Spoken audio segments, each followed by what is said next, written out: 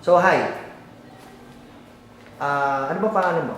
Right. Arkin. And anong apelido ni Arkin? Pipinoso. Vipinoso. Ilan taon na si Arkin?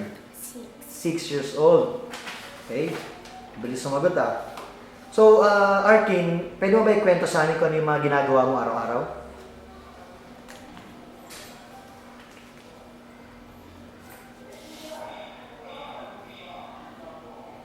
Ano, dali. Kwento mo kay mama. Kwento mo kay mama yung ginagawa mo araw-araw. Isipin mo, pagkagising mo, Nagtutubras. tapos, Naliligo. ano pa? Nagsusuot ng damit. Naglalaro ka ba? Tumutulong ka ba sa gawaing bahay? Anong lagi mo ginagawa sa bahay? Nag-wawalis. Nagwawalis. So sa isang araw, Arkin, ano yung pinaka-favorite mo na ginagawa? Sulat. Magsulat?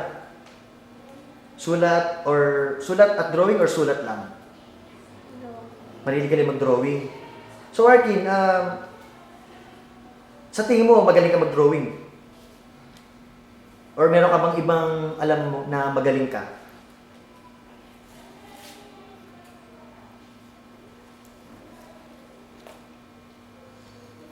Kumiya. So, drawing na lang, sige.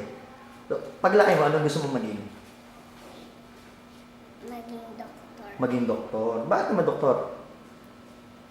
Kasi para makatulong. Makatulong. Good job. Nice one. So, yun lang, Arkin. Salamat.